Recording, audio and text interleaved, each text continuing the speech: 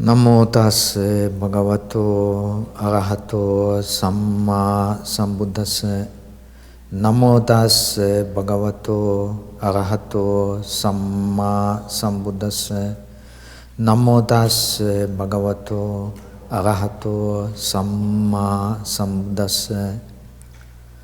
Itipiso bhagava arahang samma sambuddho vijja charana sampannano sugato lokavidu anutaro purisa dhamma sarati satta deva manusanang buddho bhagava ti swakato bhagavata dhammo sanditthiko akaliko ehipassiko opanayiko pacchatang veditammo vinyuhi ti supatipanno bhagavato savaka sangho ujupatipanno bhagavato savaka sangho Nyaya patipanno bhagavato savaka sangho Samici patipanno bhagavato savaka sangho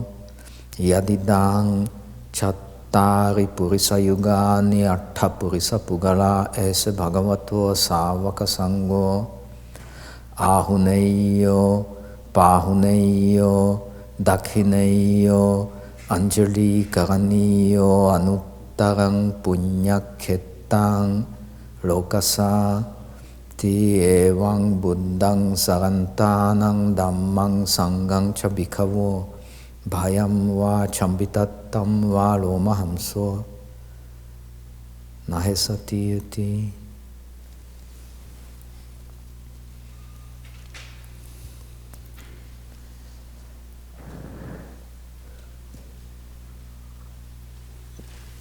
So last week we have spent more or less the whole week explaining the process of purification of mind in shamatha. I hope this process is very clear and the explanation was detailed enough.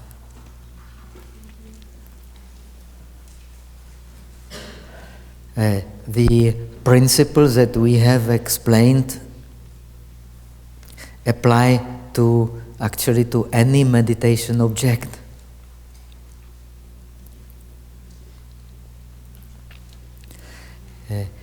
It applies to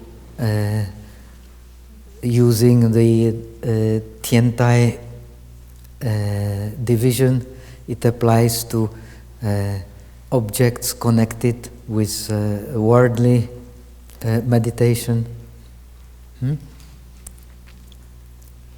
Just like colors applying to object which also can be applied to meditation on worldly objects, but also can be applied to the meditation on emptiness, like the breath that we are using right now. The 16 exercises of the breath actually can be also used, especially the Chinese method for contemplation of direct contemplation of emptiness and the realization of emptiness.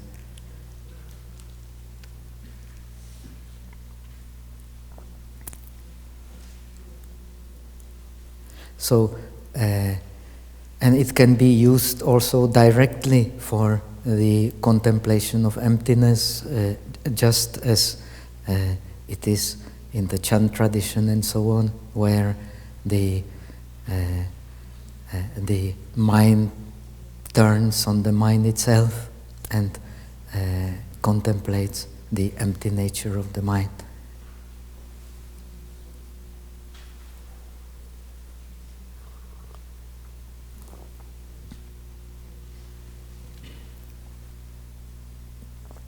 So these are the general principles, and they are very useful for our understanding of the process of purifying the mind, which is the condition then for entering the different states of absorption or for vipassana.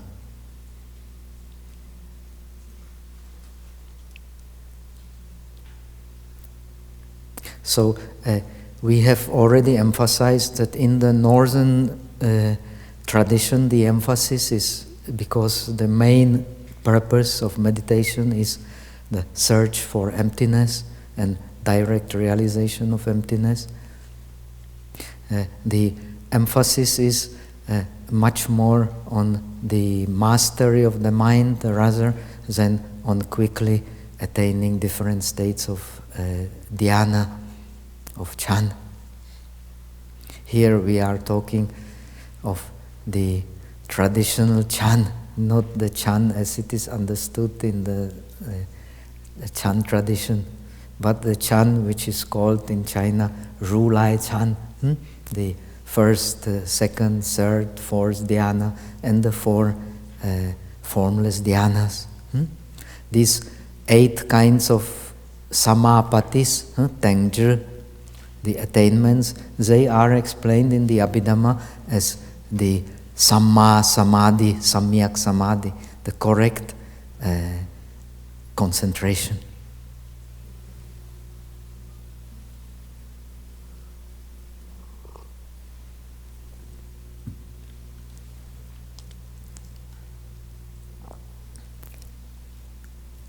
Now,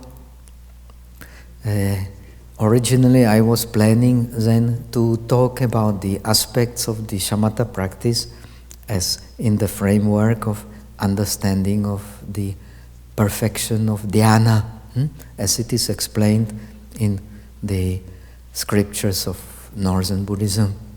But there is a situation that now some of the participants here, they are approaching or already have reached the state of dhyana, and the time for interview is very short, so I give some detailed instructions how to fix the mind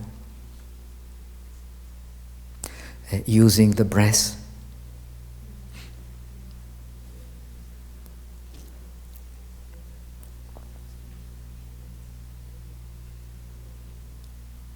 We have already explained that the meditation on breath is explained in all Buddhist traditions as a complete course of realization.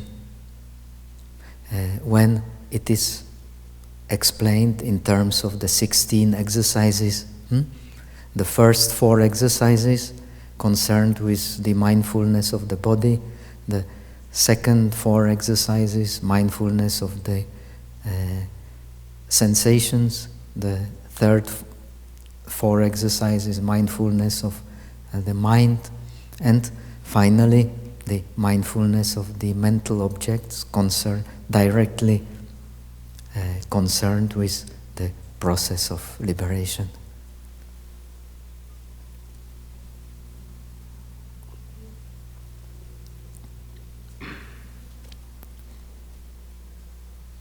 So these 16 exercises should be understood as a course of liberation, so it is explained in the tradition.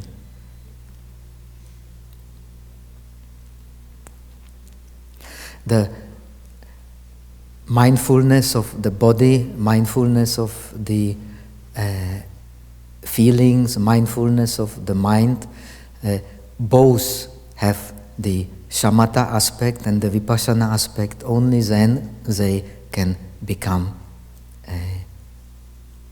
complete.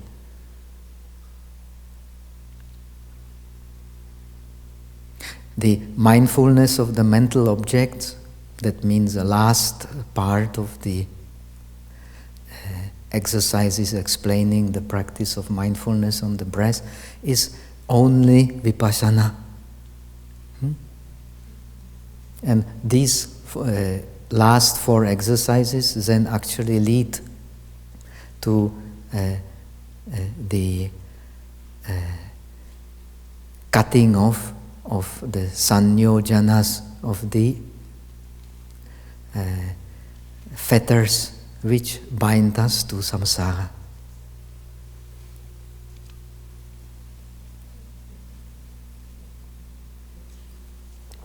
So it is explained in the Theravada tradition. And now we are again coming back to the Theravada tradition, which explains the meditation on the breath in terms of in-breath and out-breath.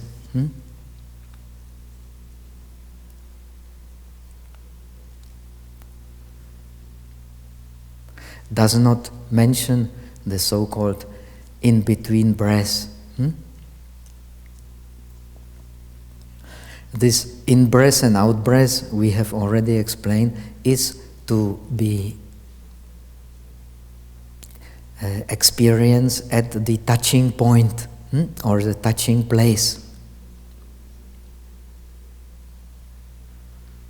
This touching place is not directly mentioned, but it is neither in Patisambhidamagga nor in Visuddhimagga, the most important scriptures explaining the practice in the Theravada tradition.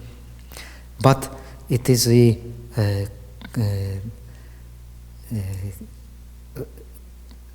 the practice most commonly taught. The place of touch is around the nostrils. If the nose is very prominent, the most clear touch of the in-breath and out-breath will be on the top of the nose. If the nose is not so prominent, it may be, and the most of the Han people don't have very prominent noses, so you will find it most prominent on the upper lip.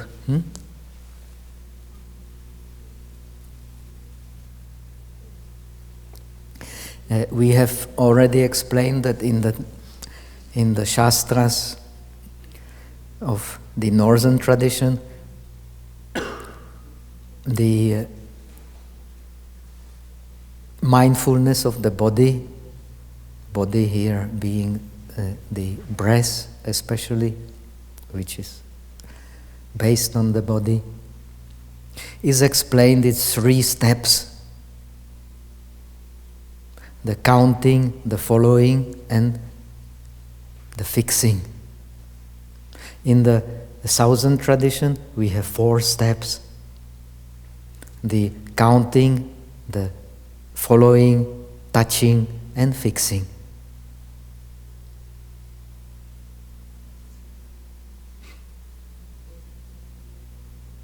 The reason being that the following in the Northern tradition is to be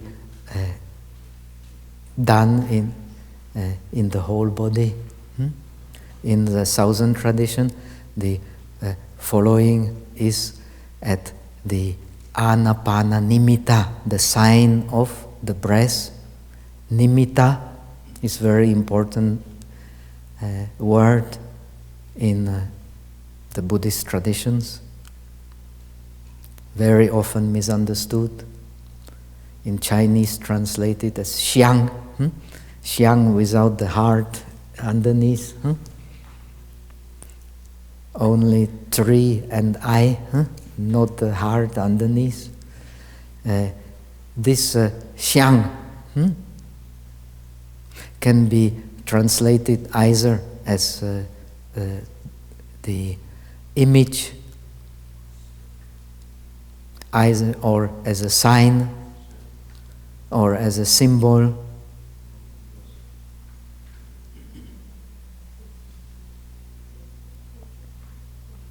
All these words actually can apply,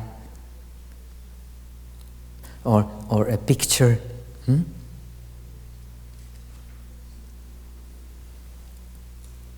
according to context, we can use different translations because the range of its meaning is very wide. Even in Chinese, when we say xiang, the range of the meaning is very wide. So if we cannot just translate by one English word, right?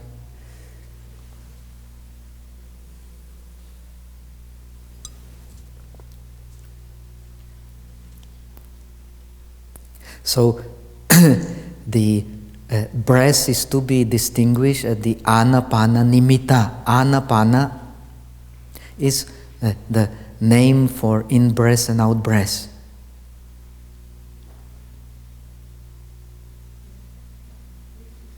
In-breath and out-breath has many names in the Buddhist tradition. You find them in the scriptures. It is called also the wind element. It is called also the formation of the body. And it is called also breath. All these words apply to Anapana.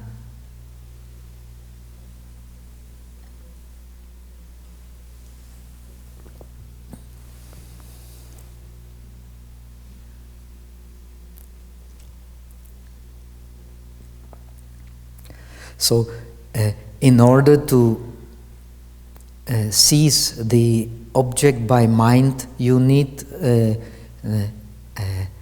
sign of the object. Unless there is a sign of the object, you do not seize it by mind.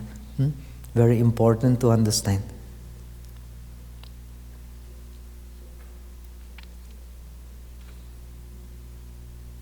So when the object is received by the feeling, then its sign can be grasped. If it is not received by the feeling, then the sign cannot be grasped.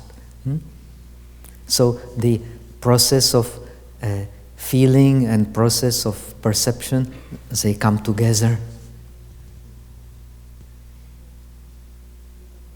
And because they are the most important factor in deciding the content of the mind. The mind itself has no content. Its content are the mental factors. And these mental factors of receiving the object and perceiving the object, they are the most important content of the mind. That's why they become independent aggregates. Even so, they are also the formations, but they are independent aggregates because of their importance.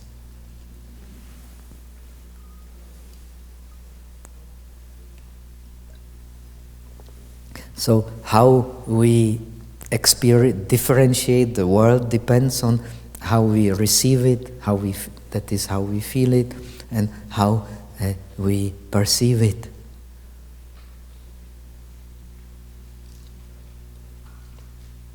So these two, the receiving the object and perceiving the object, they are called the citta sankhara, the formations of the mind, because they actually form the mind. The other mental factors, they are helping in this formation. So they are independent aggregates.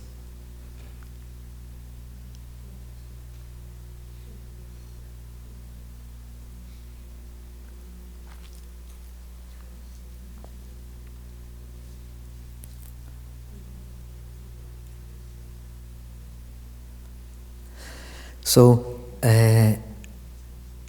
now the process of learning Samatha and Vipassana on the breath, we have already explained, is a process of sublimation of breath and mind. This is very important to understand.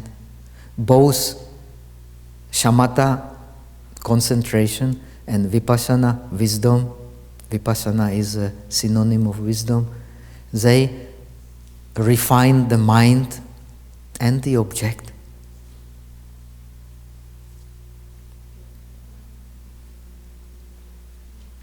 Without shamatha and vipassana, we only perceive gross objects. We cannot perceive any subtle objects, really.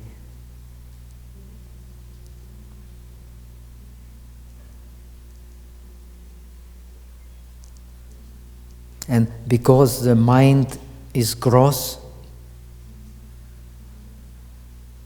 therefore it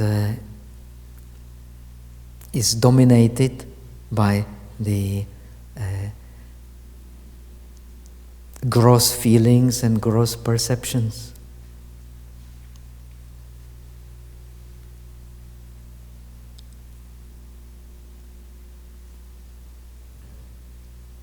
So it reacts to the world in a gross way.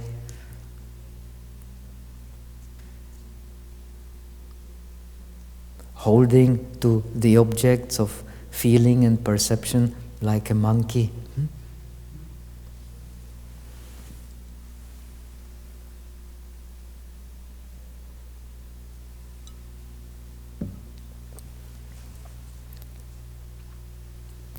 When the nature of the mind and the objects become more subtle, only then the mind can really detach.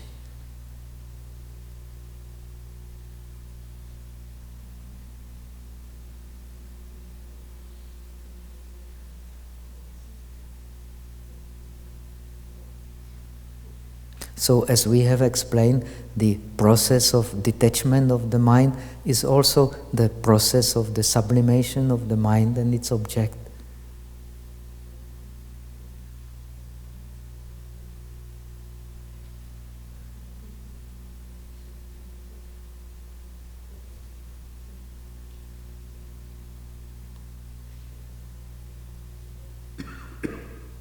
It is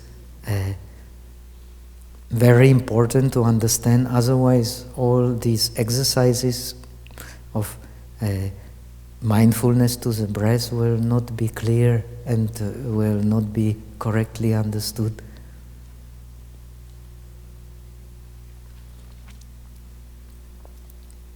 Now, coming back to the Theravada tradition, the Theravada tradition explained the process of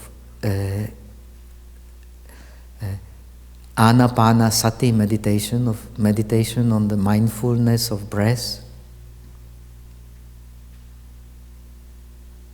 in 3 stages. We have already mentioned it before. Now we can explain in detail.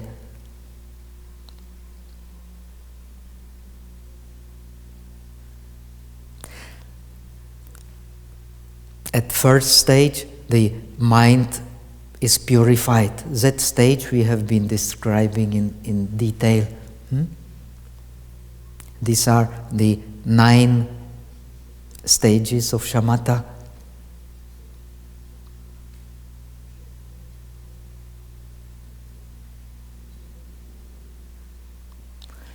Due to which the 6 thoughts responsible for the grossness of the mind are abandoned. By 8 prahana samskaras, by 8 mental formations, with the help of 6 powers. We have been explaining that process.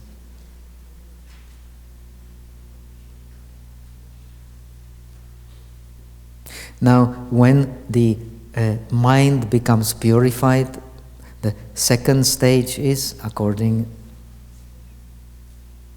to the teachings, is the formation of the shamatha nimitta, formation of the shamatha image of the object, which is suitable for attaining deep concentration.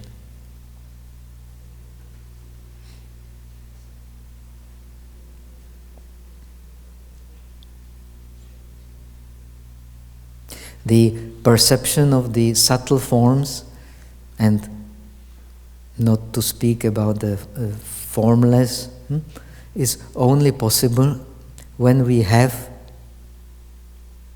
the shamatha nimitta. If we don't have shamatha nimitta, we cannot transcend the perception dominated by the five senses and enter into the perception of the subtle forms.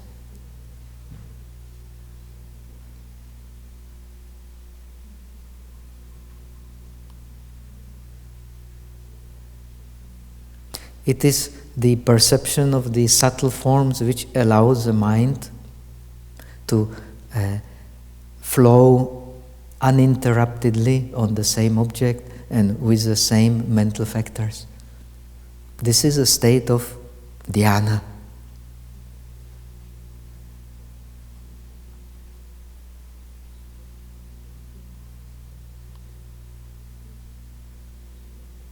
In the state of dhyana, dhyana is dhyana because the object and the mind do not change.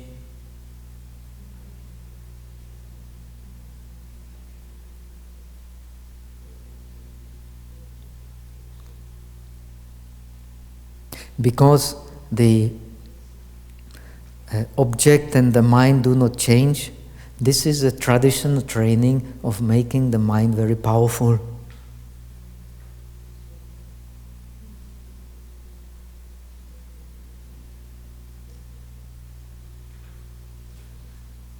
In Anguttara Nikaya, the Buddha explains that if one wants to swim from this side of the Ganges to the opposite side of the Ganges, one has to be have a very powerful, has to be a very good swimmer, powerful swimmer.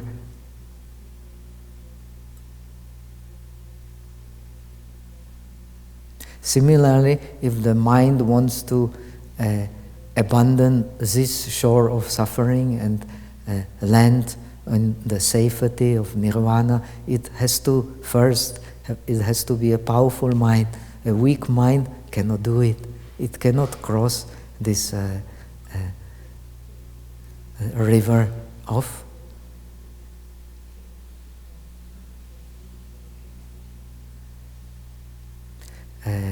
polluted emotions.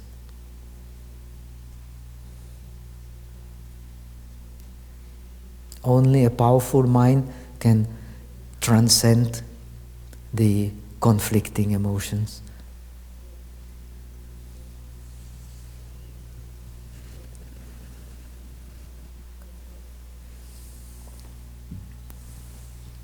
So the first training is, of course, in purifying the mind through this practice of keeping it attached to one object, whatever the object may be. Some objects are suitable for this practice, of course, some objects are not suitable for this practice. So, in the Theravada tradition, there are 40 objects suitable for that practice, and they are used for this training. The more objects one learns, of course, the better.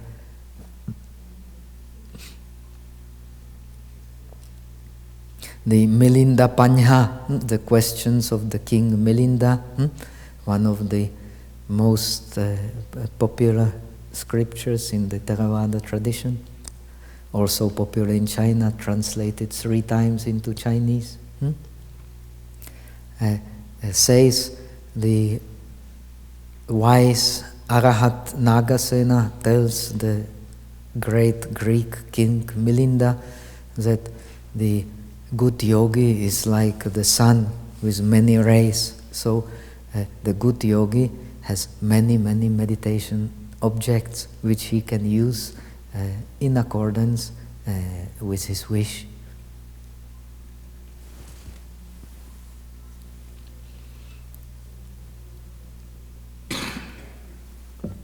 So the 40 objects explained in the Visuddhimagga or 38 objects in the Vimuttimagga, Jie Tuolun, they are not all objects. There are many, many more objects which can be used for this training.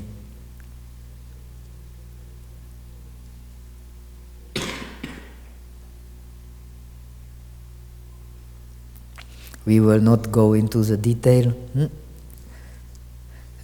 In the Northern tradition, of course, one can use for this training even this concept of emptiness, even so one has not yet realized it directly. The concept is, of course, very useful for concentrating the mind.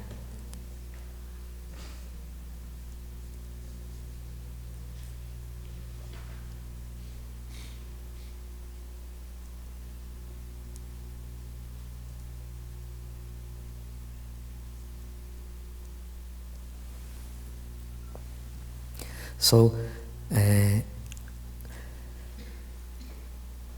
let us come back to our steps.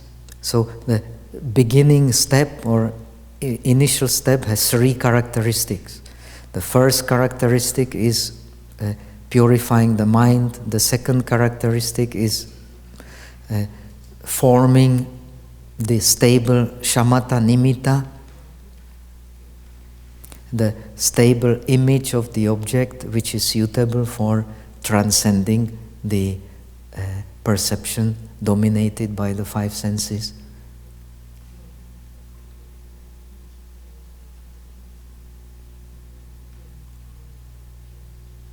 And the last is mastery of enter into the dhyana, the plunging into the object, merging with the object.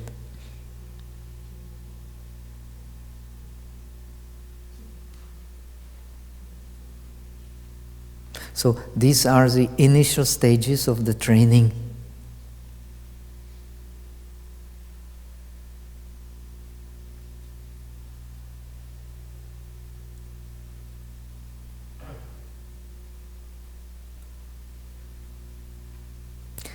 The middle stage of the training is upekha or upeksha, practice of detachment.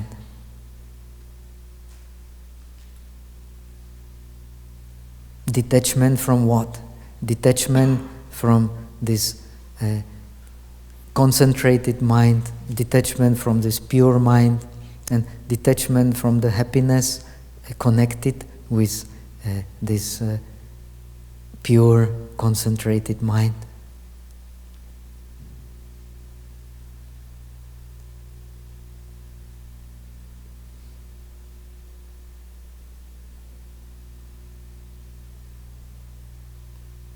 It was believed, at least in the time of Buddha and later, that we Buddhists, we can practice the dhyana on much deeper levels than all others, precisely because of the training of detachment from these states of absorption.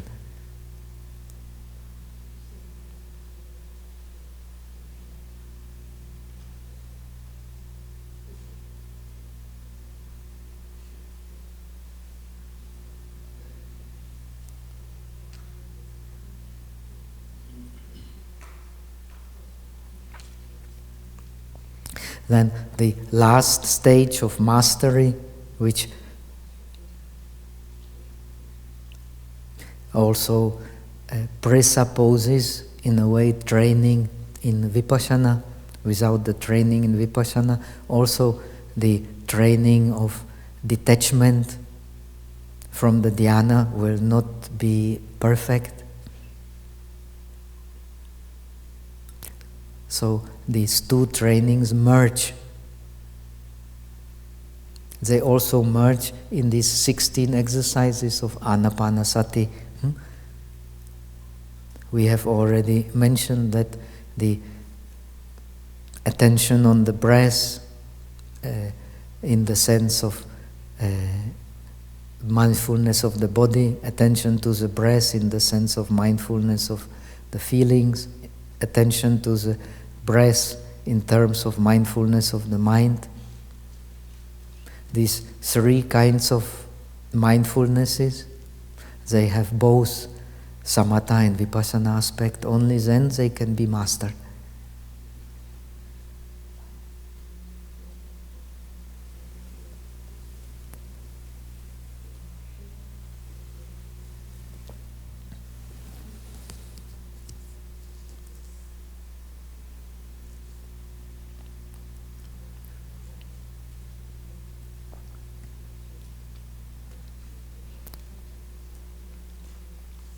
So the last,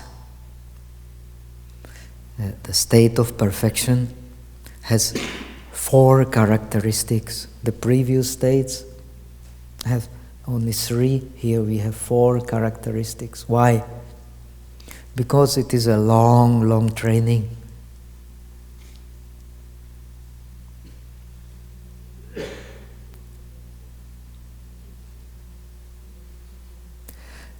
The first characteristic is, when one has trained well, one will get the experience. For those trained for insufficiently, it will be experience of shorter duration. For those who are getting mastery of meditation, it will be experience of long duration. And eventually they will spend most of the time in this condition. This is a condition of the realized persons. What is the condition of the realized persons? Anativata sankhara. Their mental formations are in the state of equality. None of them is in excess, none of them is in deficiency. So when they apply will equally. When they apply effort, they apply effort equally.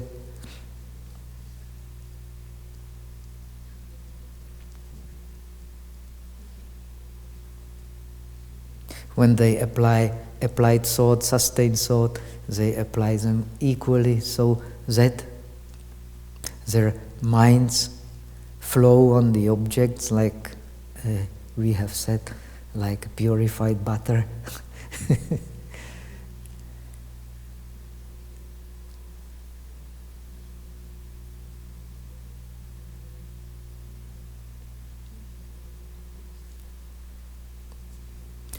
What does it mean? It means they get the indriya eka rasa. Eka means one, rasa means taste, and indriya means faculties. Their faculties, even in the daily life, when they see, hear, and so on, their faculties are all of one taste.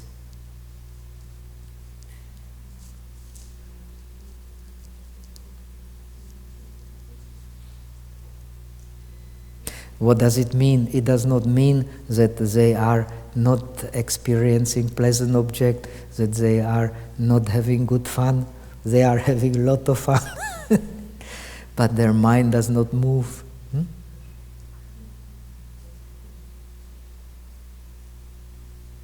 They are having, it does not mean they are not having unpleasant sensation. They may experience a lot of pain, but their mind does not move. It stays equal.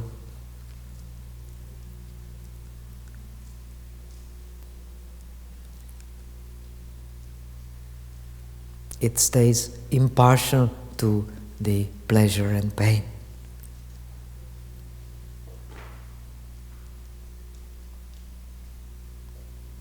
This is a state of the liberated person.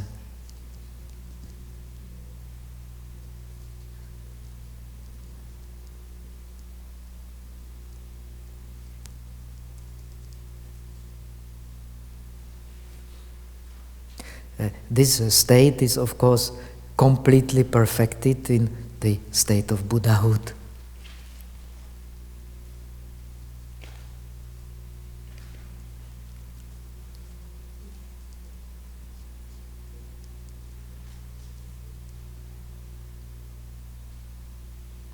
Even the arahats, they have subtle tendencies to be governed by their habits.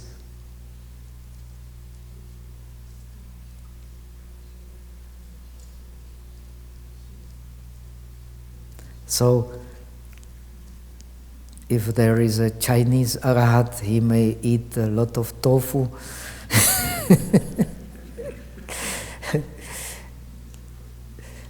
But he won't eat much of Indian curry. If there is a Czech arahat, he will eat a lot of dumplings, mantou. But in case of Buddha, the always equal measure of mantou, equal measure of tofu, equal measure of vegetables. So he's no more influenced by his habit. He is the perfection.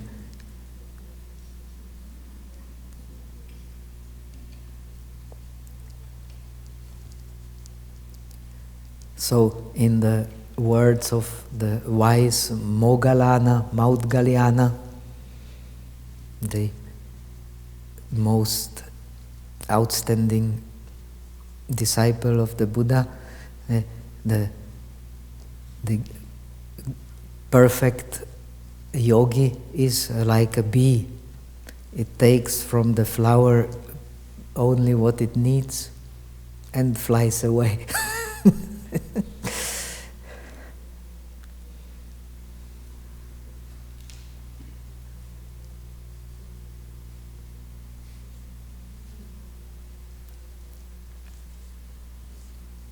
So the realized person never takes more than he needs.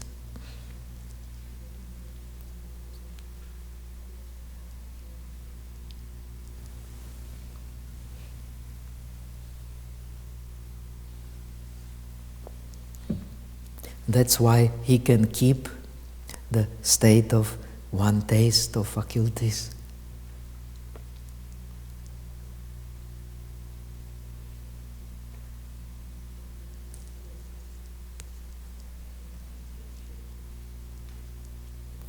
So this state is not easy to keep.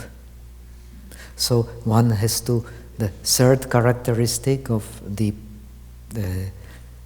advanced stage of training is one has to practice continually in daily life.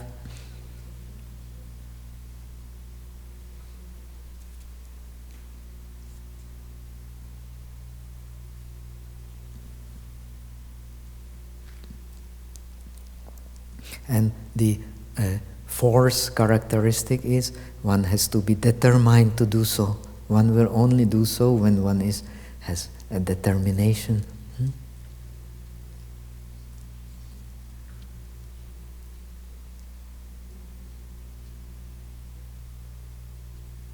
So when one has experienced something of this quality of mind being perfectly balanced and of the faculties having one taste, one should determine to understand precisely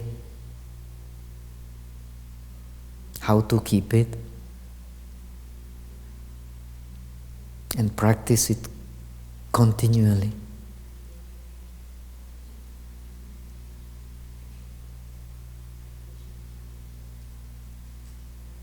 The Visuddhimagga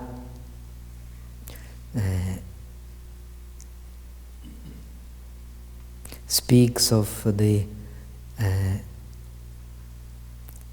perfect archer. The perfect archer is the one who, whenever he shoots, he is perfectly aware of the position of his bow, of the thread, of the how much force he uses, of his feet, of the muscles, how he uses, and so on. So he will be able to always, each and every arrow will come right to the center. No mistake.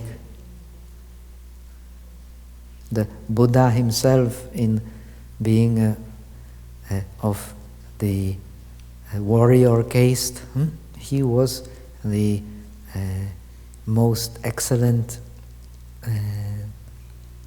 archer, not only in his last life, but in many of his previous lives. So he could split the hair in 7 parts.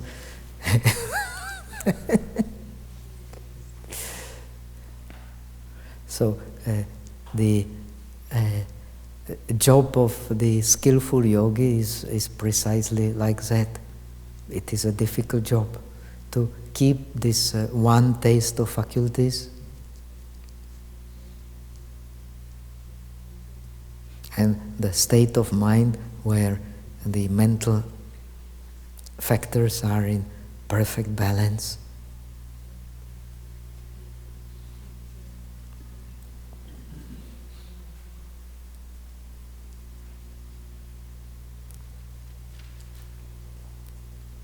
Now, let us come back to the breath.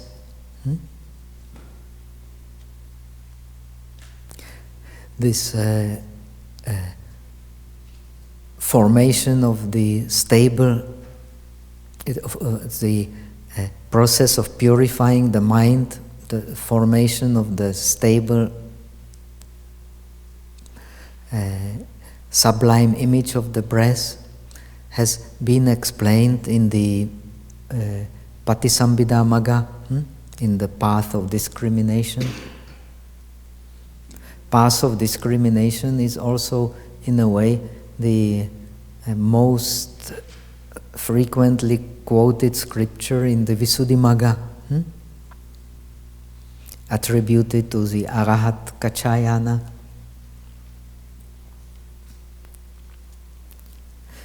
That scripture explains possibly the practice of meditation on the breath in greatest detail.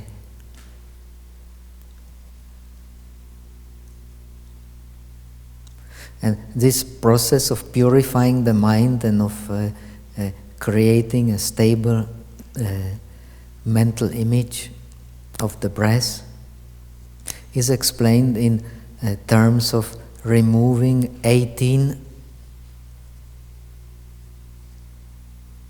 imperfections, upaklesa, sui fannao.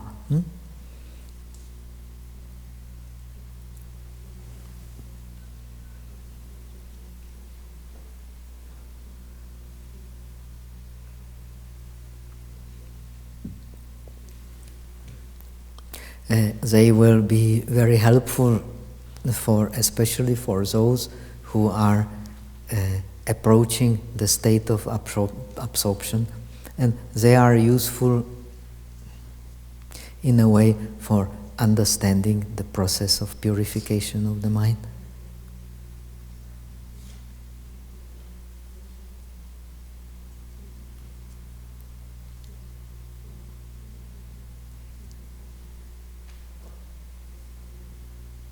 They can be explained also. There is a very wonderful story in the Mahabharata. Some of you may have read the Mahabharata. Is the longest epos. Like in the West we have Ulysses of Homer. In India there is Mahabharata and Ramayana. The most in a way, the monumental works of Indian culture, explaining all the Indian habits and explaining a lot about Indian customs, philosophy, psychology, everything. So Mahabharata, the longest epos in the world, you will need many, many, many years to go through it. I'm not sure if there is a complete translation there must be in English. So there is a story in the Mahabharata to illustrate this capability of focusing the mind, which you develop by this practice of abandoning the 18 imperfections in observing the breath, using the Theravada method, of course.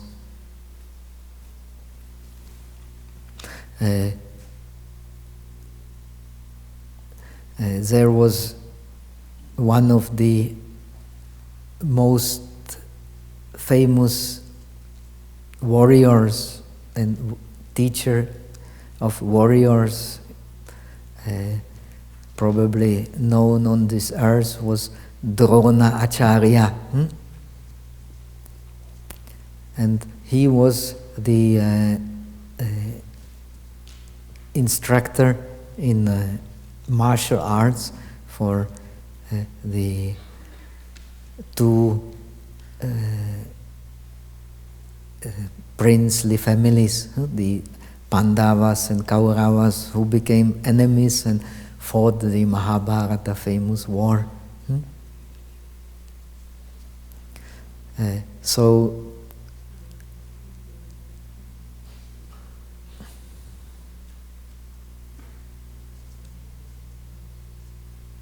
you may have heard the name of Arjuna. The Arjuna is one of the like Kuan Yu in China, the symbol of the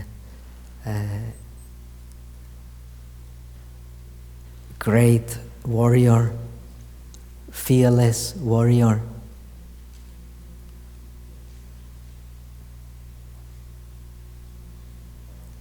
In China, he becomes the protector of the Dharma, being converted by the Tiantai Zhi Dashi.